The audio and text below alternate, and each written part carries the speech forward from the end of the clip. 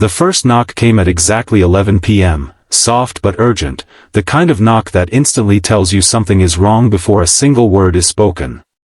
I was sitting on my bed with my laptop open, half watching a movie and half worrying about deadlines for the next morning, when I heard it again. 3 gentle taps followed by silence. When I opened the door, my roommate stood there wearing an oversized sweater, her hands trembling slightly as she wrapped her arms around herself. Her eyes were red, not from crying recently, but from someone who had been carrying sadness for far too long. Then she whispered words I would never forget. She said she didn't want to be alone tonight. Before we continue, if you believe kindness can save lives, even in the smallest ways, take a moment to like this video, leave a comment, share it with someone who needs hope, and subscribe to Echoes of Hope for more heartfelt stories about compassion, healing, and second chances. Her name was Marin, and although we had shared an apartment for nearly 7 months, I realized in that moment that I barely knew her at all. We knew each other's schedules, favorite coffee orders, and which side of the refrigerator belonged to whom. We exchanged polite greetings, occasional jokes, and conversations about work, groceries, and rent. But beyond that, she was a mystery wrapped in quiet smiles and long hours spent alone in her room. She was the kind of person who always appeared strong, always insisted she was fine, and never asked for help. I stepped aside without asking questions, and she slowly walked into my room. Outside, the city seemed unusually calm. Streetlights cast golden reflections across the buildings, and distant traffic hummed softly in the background. It was one of those ordinary nights that somehow become unforgettable. She sat near the window and stared outside for several minutes. I offered tea, and she nodded. While the kettle boiled, I kept wondering what had brought her here. She had never crossed this invisible boundary before. We had respected each other's space so carefully that seeing her vulnerable felt like witnessing a hidden chapter of someone's life suddenly opening. When I returned with 2 cups of tea, she finally spoke. She told me she had received a phone call earlier that evening. It was from her younger brother. Their mother had been admitted to the hospital after collapsing unexpectedly. Doctors believed stress and exhaustion had contributed to her condition. Marin's voice remained steady, but I could hear the cracks beneath it. She explained that her mother had spent years sacrificing everything for their family. After their father abandoned them when Marin was only 13, her mother worked multiple jobs, often surviving on little sleep just to keep food on the table.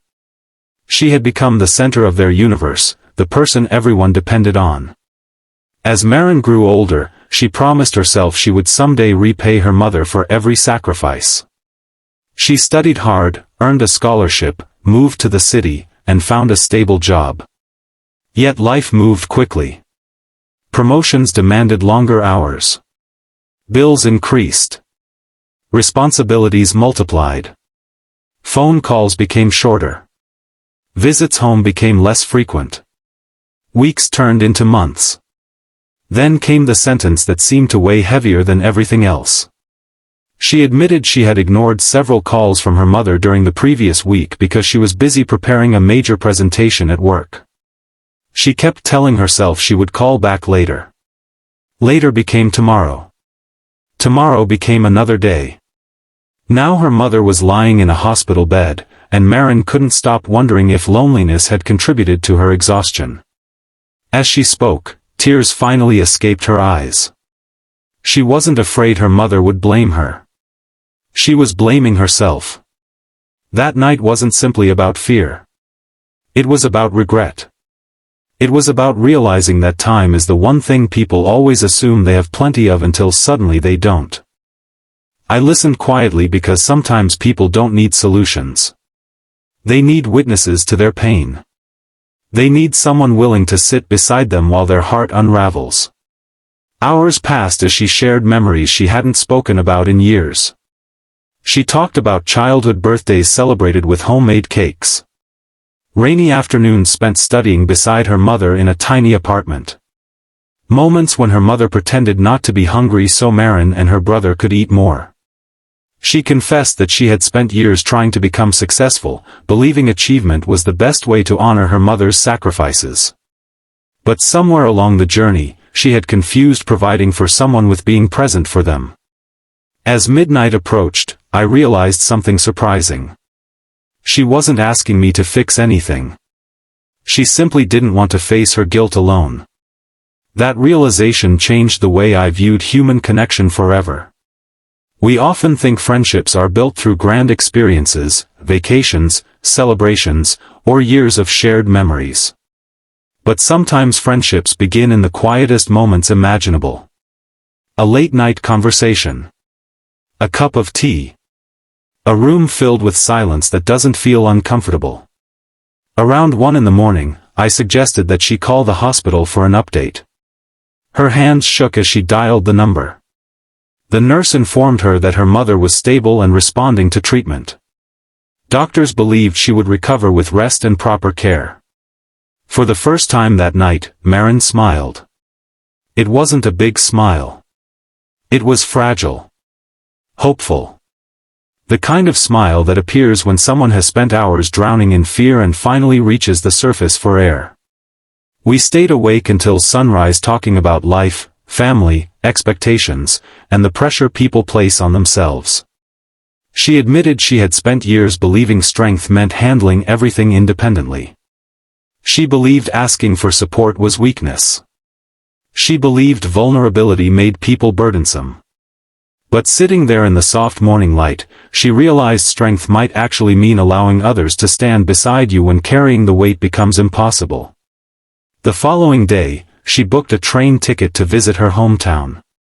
Before leaving, she stopped near the apartment door and thanked me. She said she almost stayed alone in her room that night. She almost convinced herself she needed to suffer silently. She almost allowed guilt and fear to consume her. But something pushed her to knock. She told me she didn't know what would have happened if no one answered. Those words stayed with me long after she left. Over the next few weeks, our apartment felt different. Messages arrived regularly. Photos of her mother smiling from a hospital bed. Pictures of family dinners. Updates about recovery. Stories about conversations they should have had years ago. Maren spent nearly 2 weeks at home helping her mother rest, cooking meals, organizing appointments, and simply being present.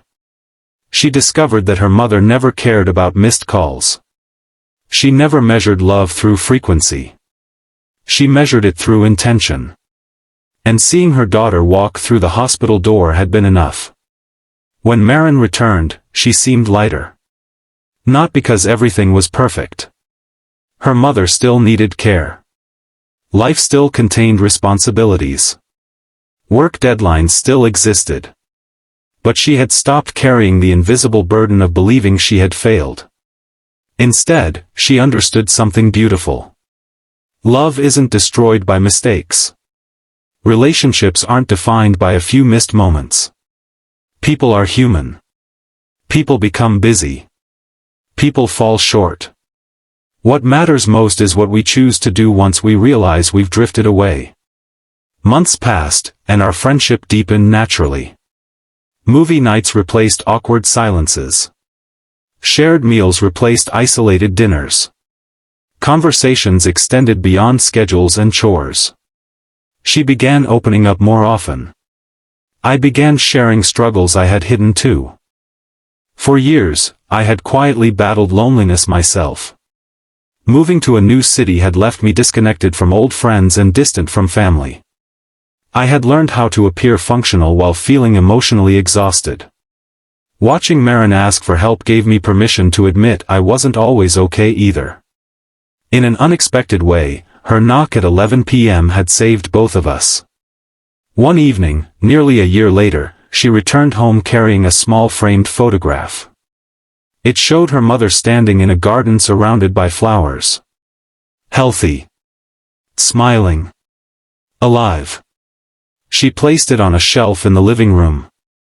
Beneath the frame was a handwritten quote.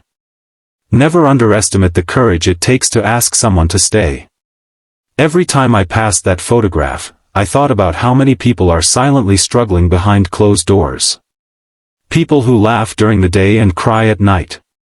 People who answer messages with short replies because explaining their pain feels overwhelming.